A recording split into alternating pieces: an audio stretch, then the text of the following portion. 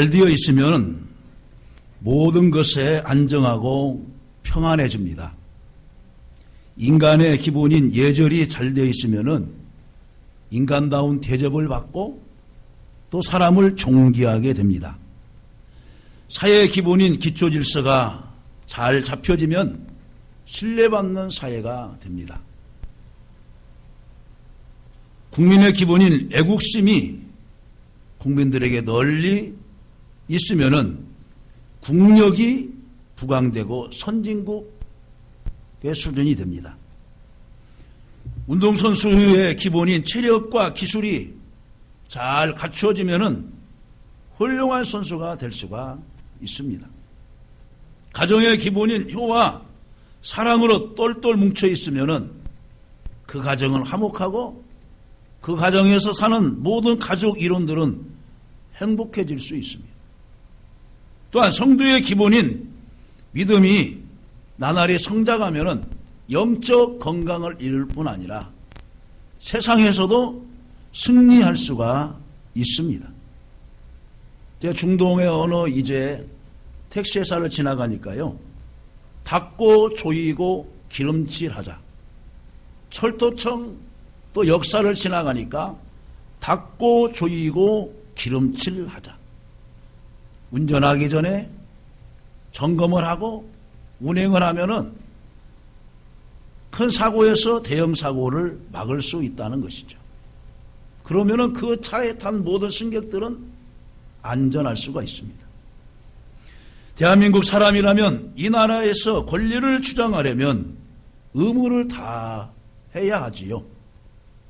예수 믿는 사람도 강제성은 아니지만 기본으로 하나님께 대한 나의 신앙과 의무를 다하면 때로는 부담도 갈 수 있겠지만 더 나은 행복과 건강한 신앙생활을 할 수 있습니다. 그래서 저는 오늘 성도의 기본 생활이라는 말씀의 제목으로 은혜를 나누기를 원합니다. 첫 번째로는 뭐냐? 성도의 기본 생활은 예배 생활에 충실히 해야 되는 것입니다. 로마서 12장 2절 말씀에 보면은 하나님의 모든 자비하심으로 너희를 권하노니 너희 몸을 하나님이 기뻐하시는 거룩한 산제사로 드리라고 말씀했습니다. 그럼 예배의 뜻이 무엇이냐? 시편 29편 2절에 보니까 여호와께 그의 이름에 합당한 영광을 돌리며 거룩한 옷을 입고 여호와께 예배할지어다 라고 되어 있습니다. 이 예배의 뜻에는 하나님을 최고로 경배하는 것입니다.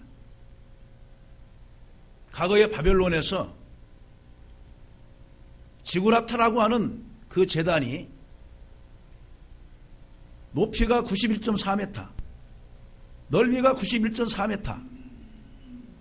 그 제단을 피라미드 형식으로 만들어 놓고 그 위에서 마르둑 신을 섬겼어요.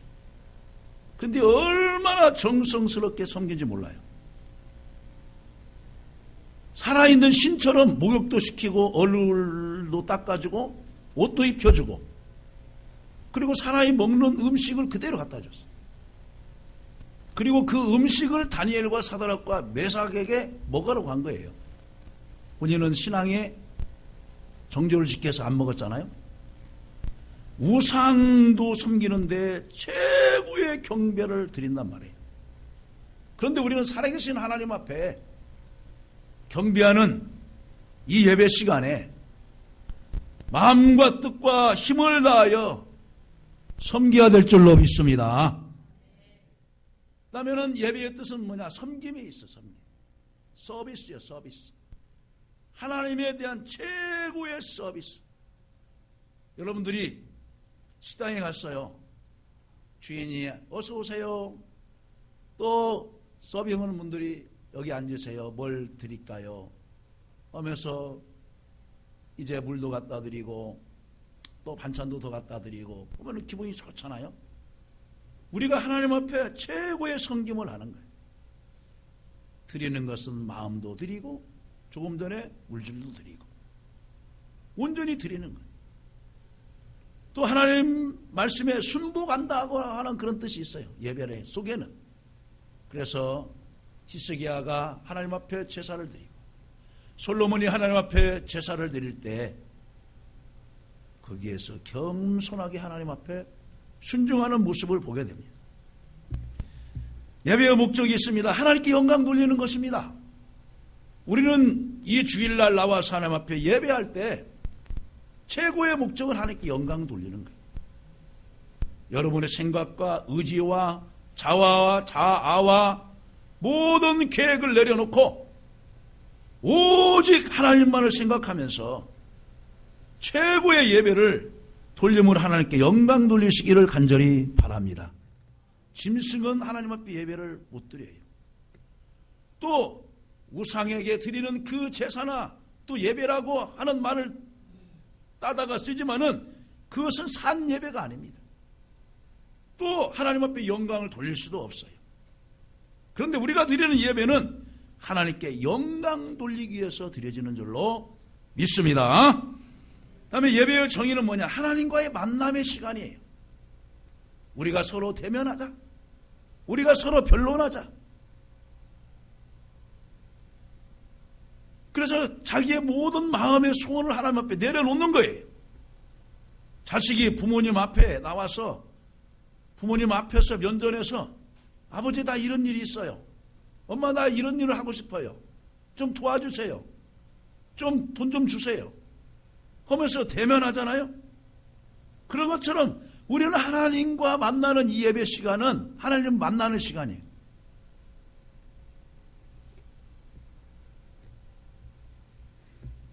예배의 원리는 또 어떻게 드려야 되느냐? 성령으로 인도하는 예배를 드리도록 우리들이 힘써야 되는 거예요. 로마서 8장 27절 말씀에 이와 같이 성령도 우리의 연약함을 도우시나니 우리는 마땅히 기도할 바를 알지 못하나 오직 성령이 말할 수 없는 탄식으로 우리를 위하여 친히 간구하시느니라. 비록 사람들이 모인 것 같지만은 이 예배를 이끌어 가시는 분은 누구시냐? 바로 성령님이신 거예요. 성령. 그래서 대표 기도하시는 분도 성령님 의지해서 기도하세요. 찬양하시는 분도 자기 어떤 기교나 어떤 자랑으로 하는 것이 아니라 성령님을 의지해서 하나님 앞에 찬양을 하는 거예요. 헌금을 드릴 때도 말씀을 받을 때도 성령님 저에게 지혜를 주셔서 목사님의 말씀을 잘 깨달을 수 있도록 은혜를 내려 주옵소서.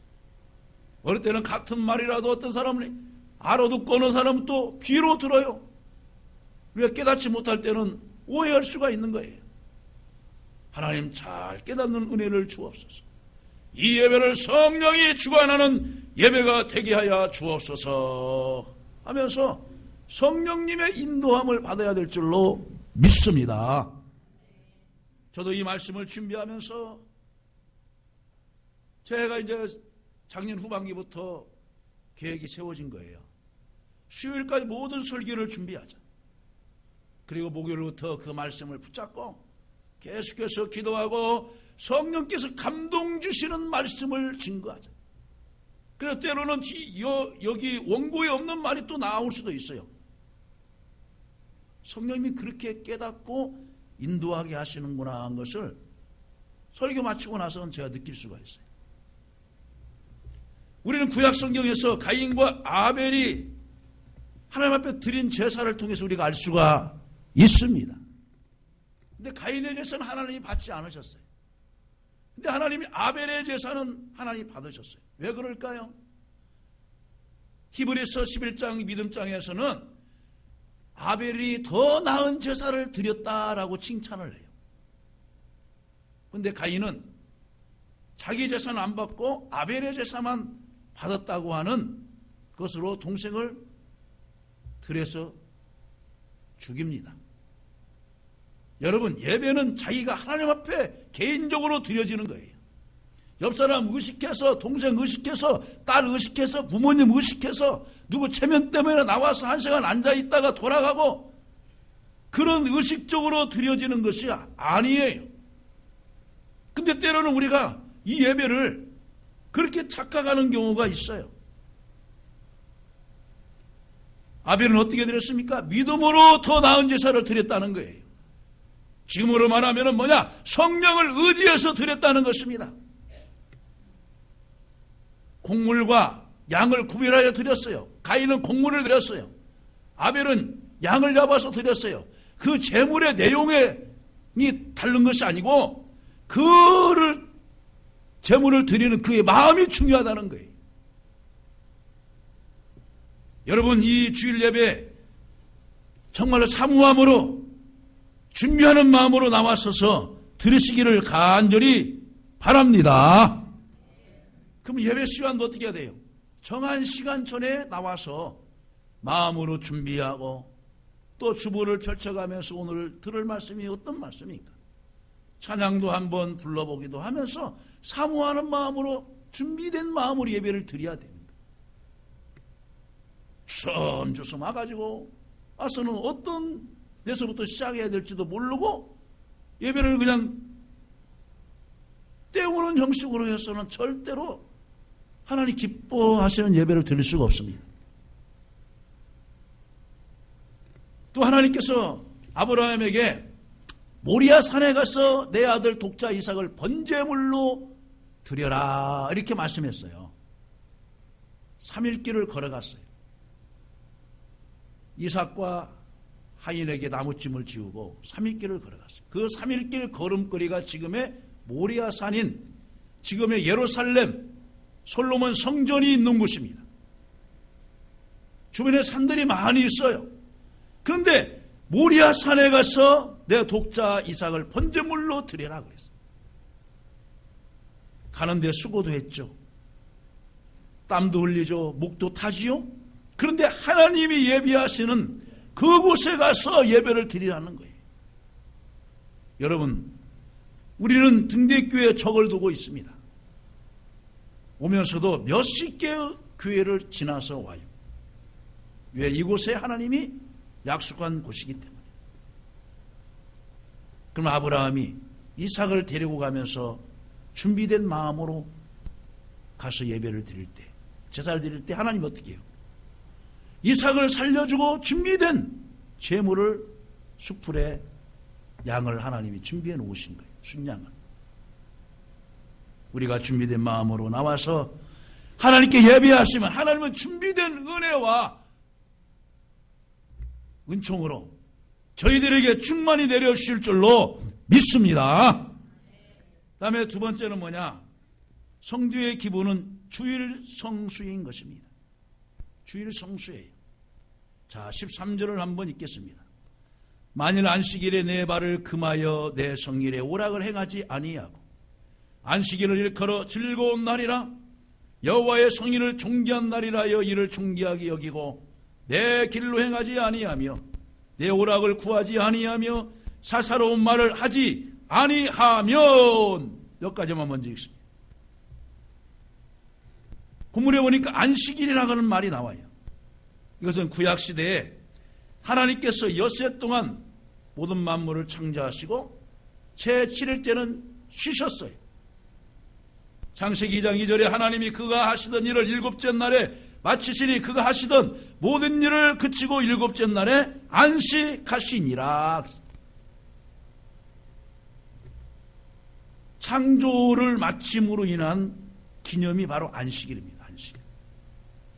그리고 출애굽기 20장 8절에서도 안식일을 기억하여 거룩하게 지키라 그랬어요. 거룩하게 지키라.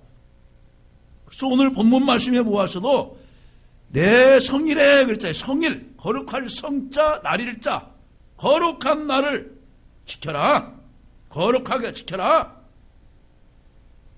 바로 이 안식일은 뭐 어떤 날입니까? 거룩한 날이에요. 거룩한 날. 주일을 생각해 봅니다. 주일은 신약시대 주님의 부활을 기념하면서 초대교회가 탄생된 이후로 지키기 시작했습니다. 마태복음 28장 1절에 안식일이 다 지나고 안식 후 첫날이 되려는 새벽에, 안식 후 첫날, 그러니까 예수님께서 목요일날 최후의 만찬을 하시고 금요일날 십자가에 못 박혀 죽어주시고 토요일날 무덤에 계시고 바로 이제 제7일째 되는 안식, 이날에 이제 부활하셨어요. 안식 후 첫날. 안식은 토요일 날 지켰으니까. 그러므로 이제 주일의 개념이 생기게 된 것입니다. 마태복음 28장 7절에서 또 빨리 가서 그의 제자들에게 이르되 그가 죽은 자 가운데서 살아나셨고, 그래서 막달라 마리아와 다른 마리아가 가서 죽은 자 가운데서 예수님이 부활하셨습니다 라고 많은 사람들에게 외쳤죠. 그래서 부활을 기념하면서 주일 되는 거예요. 더 로즈데이, 주일날이 되는 거예요. 그러면 주일은 어떤 날입니까? 바로 첫째는 뭐냐? 성일, 거룩한 날입니다. 거룩한 날이에요. 거룩이라는 뜻은 무슨냐? 구별하는 날이에요. 구별하는 날. 엿새 동안은 저희들이 세상에서 직장도 다니고 다른 세속적인 일도 할 수가 있어요. 친구 모임도 갖고 또 어디 직장에서 여행도 갈 수도 있고 가족과의 어디도 다녀갈 수도 있고 그렇습니다. 근데 제 7일째 되는 이 주일은 구별해야 되는 거예요. 똑같이 친구 만나러 다니고 똑같이 어디 등산 다니고 똑같이 어디 뭐 사사로운 모임 가고 그런 것이 아니라 거룩하게 구별해서 하나님 중심으로 살아라 이렇게 말씀을 합니다. 그 다음에 두 번째는 이 주일은 어떤 날이냐? 즐거운 날이에요. 안식일을 일컬어 즐거운 날이라. 왜요? 예수님께서 사망 권세를 이기시고 부활하셨어요. 우리에게 속죄 은혜를 주셨어요. 지옥갈 인생이 천국 가게 되었어요. 즐거운 날인 거예요. 즐거운 날. 즐거운 날. 성도들에게 이 주일날이 부담되는 날이 되면 안 돼요. 아유, 여세 동안 학교 다니고 직장 다니고 피곤하니까 이날만큼이라도 쉬어야지. 또 이날은 주일날이라고 교회 나오라고 그러고. 여러분 그런 마음을 가지면 즐거운 날이 아니에요. 신앙생활 여러분들이 즐겁게 하시기를 간절히 바랍니다. 식사할 때도 즐겁게 하면 몸에 유익이 돼요. 그런데요, 성을 부리면서 식사해 보세요. 밥맛이 딱 떨어지는 거예요. 신경성 위장병이 생겨요. 소화불량이 생겨요. 그러면서 소화가 안 되고 몸의 체중이 빠지면서 건강에 이제 균형을 잃게 되는 것입니다. 여러분 멋진 날, 행복한 날, 즐거운 날 주일이 되시기를 주님의 이름으로 간절히 축원합니다. 그 다음에 세 번째는 뭡니까? 여호와의 성일을 존귀한 날이라 그랬어요. 존귀하다. 반대는 뜻이 뭐예요? 천하다는 거예요. 왜 존귀합니까? 예수님께서 십자가에 못 박혀 죽어주셨어요. 누구를 위해서? 저와 여러분을 위해서 죽어주셨어요. 얼마나 복됩니까? 하나님께서 모든 만물을 말씀으로 창조하셨어요. 얼마나 존귀한 날입니까? 무에서 유를 창조하셨어요. 얼마나 존귀한 날이에요. 그래서 이 주일 안식일을 존귀한 날이라 여기야 되는 거예요. 평범한 날이 아니에요. 그냥 지나가다가 옆집 들려서 그냥 물 한 모금 주세요 라고 그렇게 들린 그런 날 교회가 아니에요.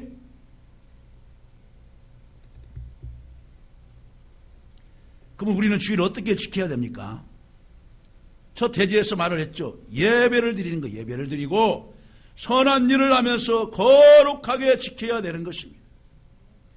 사도행 20장 7절에 그 주간의 첫날에 우리가 떡을 떼려 하여 모였더니 바울이 이튿날 떠나고자 하여 그들에게 강론할세 말을 밤중까지 계속하며 떡을 떼려 하여 모였더니 순진하고 떡을 떼며 모이기를 힘썼다 그랬죠? 이 주일날은 뭡니까? 예배하기 위해서 모이도록 지켜져야 되는 거예요. 그 다음에 강론할세 그랬어요. 하나님의 말씀을 가르치잖아요. 예배를 통해서 깨달음을 받아요. 오후 1시 성경 공부를 통해서 또 깨달음을 받습니다. 오후 예배 시간을 통하여서 목사의 강론을 통하여서 깨달음을 받습니다. 우리 합동중에서는 보통 목사님 설교해 주시겠습니다 라고 하는 말을 써요.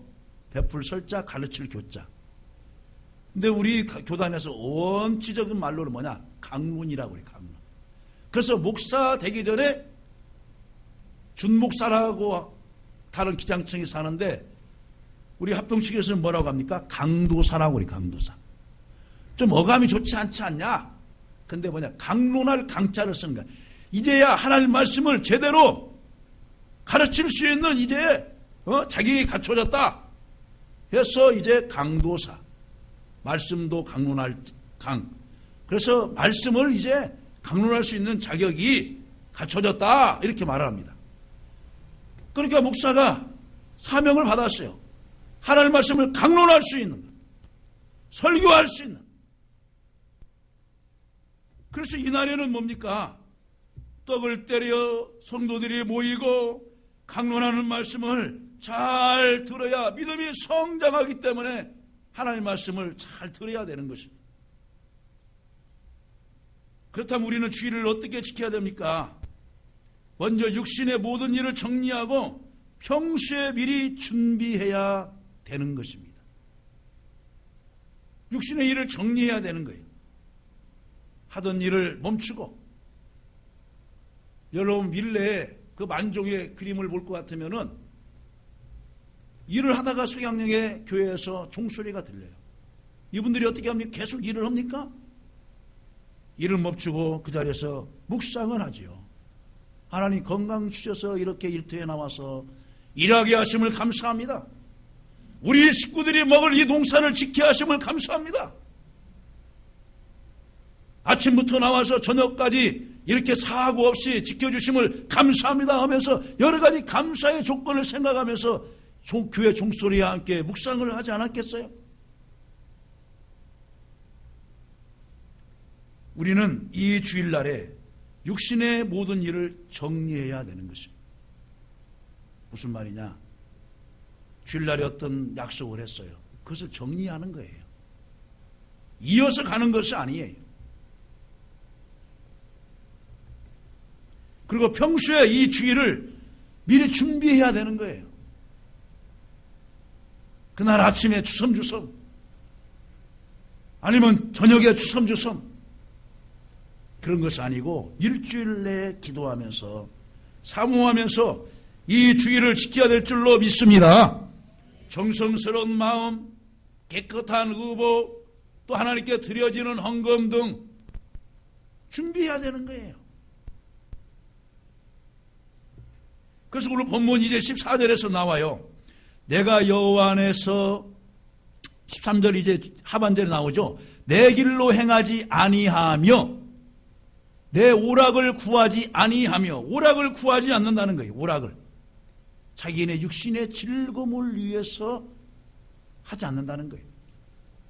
그 다음에 또 뭐라고 되어 있습니까? 사사로운 말을 하지 아니하면, 사사로운 말을 하지 아니해야 돼요.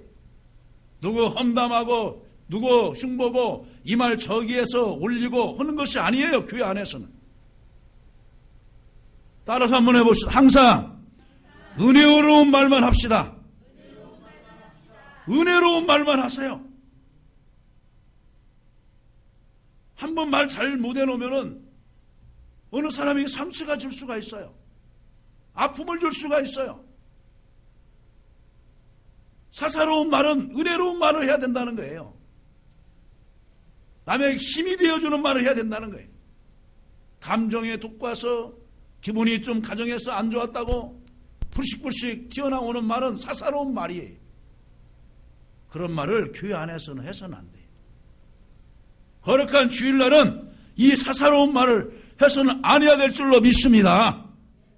하나님 말씀 받았으면 오늘 받은 말씀을 가지고 서로 토론하고, 목사님 오늘 이런 말씀 하셨지, 참 그래야 돼, 우리 집사님 이렇게 합시다 저렇게 합시다 하면서 은혜로운 말을 말씀 속에서 찾아서 해야 되는 거예요. 그 다음에 세 번째로, 그러면 주일을 지키면 어떤 복을 받냐? 자, 14절을 봅니다.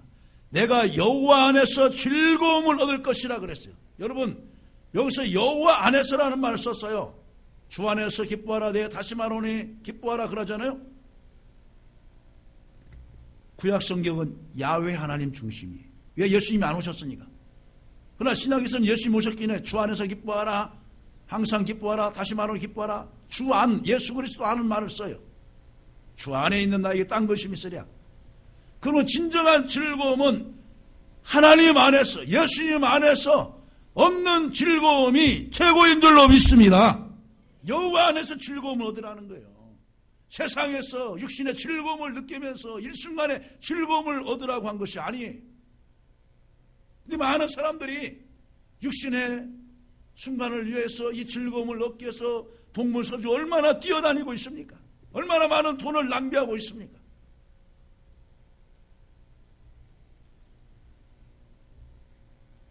그 다음에는 뭐냐? 너를 땅의 높은 곳에 하나님이 올려주신다는 거예요. 하나님이 우리를 올려줘야 올라가요. 내가 아무리 올라가려고 사닥다리를 놓고 사람을 받고 올라갈지라도 그 올라가면 떨어지게 되어 있어요. 하나님이 올려주셔야 되는 줄로 믿습니다. 하나님이 다윗을 올려주시니까 계속해서 역대 왕 나올 때마다 그는 다윗의 길로 행하였습니다. 다윗이라는 이름이 계속해서 나오는 거예요. 우리가 역대야 지금 공부하고 있는데. 그런데요, 하나님의 뜻을 저버리고 산 사람은 어떤 말이 계속 나오냐? 그가 여로보암의 길로 달려갔으며. 여로보암이 어떤 사람이에요? 북이스라엘의 초대 왕이에요. 야, 예루살렘까지 못 들어가냐? 뭔데? 내가 여기 담과 베델에다가 제단을 만들어 놓을 테니까 여기 와서 제사를 해라. 그 말하고서 레위 사람이 아닌 제사장을 평범한 사람을 세워요.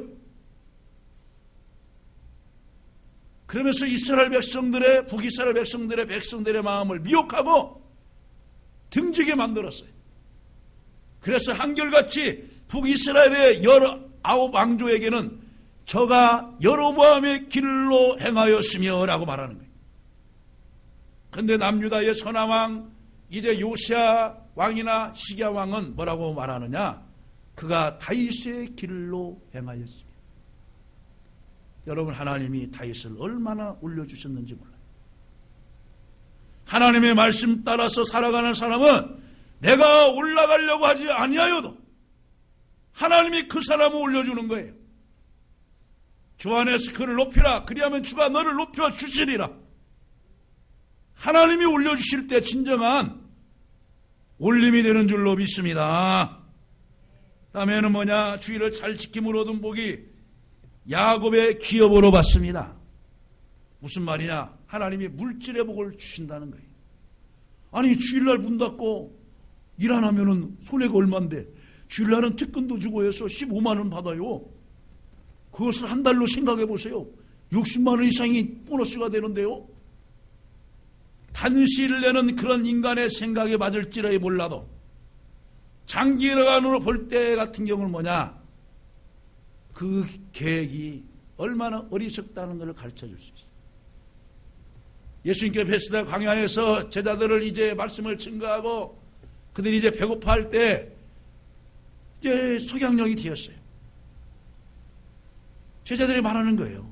야, 너희 중에 뭐 싸가운 거 없냐? 아유, 어린아이가요, 생선 2마리하고요, 떡 5덩이가 여기 있는데요. 여러분, 그걸로 어떻게 5,000명 이상을 먹입니까? 못 먹이죠. 그러면서 제자들이 말하는 거예요. 동네에 가서도 이만한 사람들의 떡을 구할 수도 없을 뿐만 아니라 더 많은 돈이 듭니다. 인간의 생각으로 말을 했어요. 야, 50명씩 앉게 해라. 주님이 그 아이가 가지고 온 생선 2마리, 떡 5덩이를 가지고 하나님께 기도하는 거예요. 어떻게 했습니까? 충분히 먹이고도 12강조리를 거둔 줄로 믿습니다. 바로 이것이 믿음인 거예요. 내 생각으로 짜맞춰가지고 이렇게 해야 되겠다, 저렇게 해야겠다, 이렇게 해야 되겠다고 아무리 계획을 세워도 사람이 마음으로 자기를 길을 계획할지라도 하나님이 그 길을 인도해 주셔야 되는 거예요.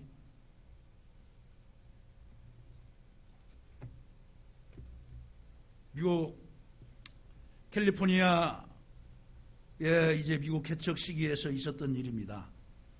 초기에 황금이 많이 발견됐다고 하니까 사람들이 이 캘리포니아에 사람들이 많이 몰리게 되었어요. 그래서 이제 소문이 동부에까지 알려졌습니다. 서부로만 가면 누구든지 말뚝만 받으면 자기 땅이 되고 그 땅에서 무진장 사금을 켤 수 있다는 소문 때문에 섭으로 사람들이 몰려들기 시작을 했어요. 황금에 눈이 먼 사람들이 주일에 쉬는 휴식도 없이 빨리 가서 좋은 땅을 차지하겠다고 욕심으로 달리고 또 달렸습니다. 그런데 이들 중에 청교도들도 섞여 있었습니다. 이들은 7일째는 꼭 쉬되 육축마저도 쉬게 하고 주일에는 가족과 함께 하나님께 예배하면서 다음날 출발하는 거예요. 목적지에 도착해 보니까 청교도들이 먼저 도착한 것을 알게 되었습니다. 쉬지 않고 달렸던 사람들은 물 위에 쏘다가 지치고 말도 병들고 사람도 아파서 중간에 돌아가는 사람들이 허다했어요. 그러나 7일째 쉬었던 사람들은 말이나 사람이 모두 건강하고 오히려 더 생기발랄해서 먼저 도착했을 뿐만 아니라 일도 먼저 해서 남보다 많이 사금을 채취해서 거부들이 되었다는 살아있는 일화가 있습니다. 세 번째는 성도의 기본 생활은 전도 생활입니다. 마가복음 16장 15절을 말씀해 보면 또 이르시되 너희는 온천에 다니며 만민에게 복음을 전파하라. 전도는 주님의 지상 명령입니다. 마태복음 29장 19절 20절에 그러므로 너희는 가서 모든 제자로 삼아 아버지 아들과 성령의 이름으로 세를 베풀고 내가 너희에게 분부한 모든 것을 가르쳐 지키게 하라. 볼지어다 내가 세상 끝날까지 너희와 항상 함께 있으리라고 말하고 있습니다. 나만 예수 믿고 천국 가는 것이 아니라 주님께서 지상 명령으로 우리에게 모든 족속으로 가서 제자를 삼아 똑같이 손잡고 천국 가라 말씀해 주셨어요. 그래서 우리를 마태복음 4장 19절에 사람 낚는 어부로 삼아 주셨어요. 말씀하시되 나를 따라오라 내가 너희를 사람을 낚는 어부가 되게 하리라고 말씀했어요. 따라서 해보시죠. 나는 사람 낚는 어부다. 사람 낚는 어부다. 한번 출항을 하려면은 기름을 빵빵히 넣고 그 선원들이 먹을 수 있는 양식과 물을 또 그물, 의약품 가득 채워가지고 몇 마일 또 몇 킬로 마일 북대 알래스카 지역까지 막 가지요. 그런데요, 힘쓴 만큼 만선 못 외워 보세요. 어떻게 하겠어요? 그 선주는 마이너스 되는 거예요. 부도나는 거예요. 고기를 잡으러 갔다가 계획만큼의 가지고 오면은 선원들에게는 부가 축적돼요. 생활이 풍부해져요. 그 선주에게도 큰 이득이 돼요. 어부가 그런 일을 하는 거예요. 그런데 하나님께서 우리에게 뭐냐? 영적으로 생명을 얻게 하는 어부로 삼아 주셨다는 거예요. 여러분, 이것은 거룩한 부담감이지만은 행복한 부담감인 줄로 믿습니다. 그리고 이 전도는 하나님이 가장 기뻐하시는 일이에요. 다니엘서 12장 3절에 지혜 있는 자는 궁창의 빛과 같이 빛날 것이요 많은 사람을 옳은 대로 돌아오게 하는 자는 별과 같이 영원토록 빛나리라 그랬어요. 가장 귀한 복은 어떤 복이냐? 많은 생명을 전도해서 하나님 나라의 생명록의 이름을 기록하는 복입니다. 금년 안에 저 여러분들이 전도하는 일에 심혈을 기울이시기를 주님의 이름으로 간절히 축원합니다. 예수님이 친히 전도하셨어요. 마가복음 1장 38절 말씀에 이르시되 우리가 다른 마을로 가까운 마을로 가자 거기서도 전도하려니 내가 이를 위하여 왔노라 하시고 이에 온 갈릴리에 다니시며 그들의 여러 회당에서 전도하시고 또 귀신을 내쫓으시더라. 이를 위하여 왔노라. 전도하시고 새벽 미명 시간부터 말씀을 전파하시고 전도하기 위해서 온 갈릴리를 다니셨다는 거예요. 여러분, 잃어버린 영혼을 찾기에 온 갈릴리 다니셨던 예수님처럼 수송동 지역을 다니시고 여러분이 살고 있는 그 주변을 다니셔서 잃어버린 영혼을 만나시기를 간절히 바랍니다. 약 140년 전 런던 교회 의사의 조수 노릇을 한 청년이 있었습니다. 어느 주일 설교를 듣고 있던 이 청년은 보잘것없는 자기를 위해서 고통을 참으시고 그리스도의 사랑을 깨달았어요. 그래서 마음이 뜨거워졌어요. 그날 부른 찬송은 너희의 몸을 주건만 날 위에 너 무엇 주느냐. 너희의 몸을 주건만 날 위에 너 무엇 주느냐. 그 찬송이 이 청년의 신비에 새겨졌어요. 청년의 찬송이 끝나기 전에 자기의 삶을 그리스도를 알지 못하는 중국 사람들에게 바치기로 결심을 했습니다. 그는 중국 선교사이며 아시아 선교의 선고자인 선교의 아버지라 일컫는 허드슨 테일러였습니다. 말씀을 맺습니다. 사는 성도 여러분, 우리는 금년 안에 성도의 기본 생활, 예배, 주일 성수, 전도하는 일에 최선을 다함으로 주님께는 크게 영광 돌리시고 여러분에게도 행복한 신앙생활이 되시기를 주님의 이름으로 간절히 축원합니다.